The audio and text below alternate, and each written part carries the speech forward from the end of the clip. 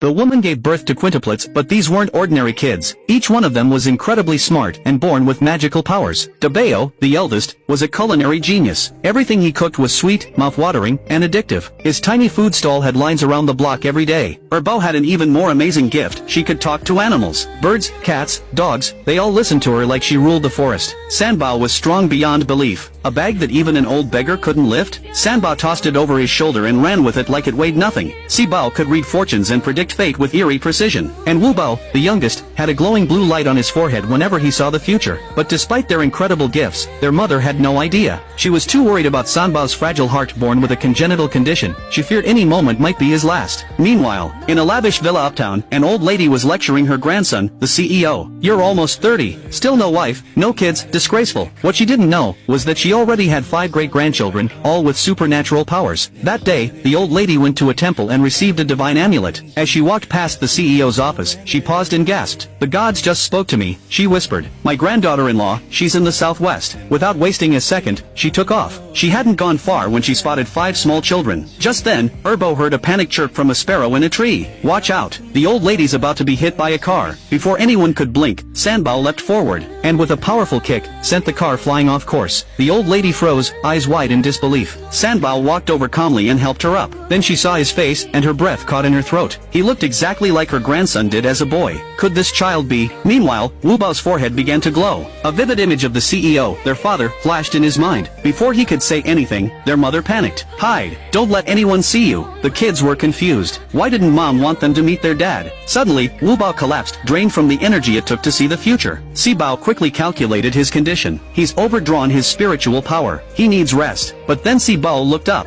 "I'm going to find our dad and bring him home." He followed his magical compass straight to the CEO's company, but the guards stopped him at the gate. That's when he spotted a delivery truck and an idea struck. Minutes later, he popped out of a cardboard box in the CEO's office. "Daddy," he shouted. The CEO froze. His assistant nearly choked. Sibao looked like a perfect miniature version of the CEO himself. The CEO scoffed. "I don't have a son." Sibao calmly pulled out a strand of his hair. "Then run a DNA test." The CEO, curious, handed it to his assistant to process. But Sibao wasn't done. "My mom's downstairs being bullied. Aren't you going to protect her?" Sure enough, downstairs, the woman was being humiliated by a scheming ex-girlfriend. She'd been forced to mop the floor in heels, and when she resisted, the schemer stomped on her hand. Employees gathered to laugh at the scene. Furious, the woman slapped the schemer. "You think you can treat me like this?" The woman shouted for security. "Hold her down." Just as things were about to get worse, Sanbao burst through the doors. With one precise throw, he knocked the stick from the woman's hand using only a pebble. "Get that brat," she yelled. But Sanbao wasn't afraid. When guards rushed in, he pulled out a lollipop and used it to knock them flat on their backs. The woman stood frozen, stunned. Was this powerful little warrior really her daughter? Sanbao ran to her side. "I'm your daughter, Mama. I promise." Just then, the old lady arrived and immediately embraced Sanbao with joy. "You're incredible," she said. The scene was heartwarming, until Sanbao suddenly collapsed in her arms, clutching her chest. The CEO, upstairs, suddenly paused. He felt something was wrong. A strange sense of telepathy kicked in. "Sibao," he said, "something's happened to your sister." Without another word, they rushed downstairs, but the scheming woman saw them coming. "Security, get them out of here." The old lady stepped forward. "Touch them, and you'll answer to me." Everyone froze. The scheming woman's face turned pale. She didn't know. This wasn't just some old lady. She was the CEO's grandmother. And now that the truth was out, let's see how this scheming woman explains herself.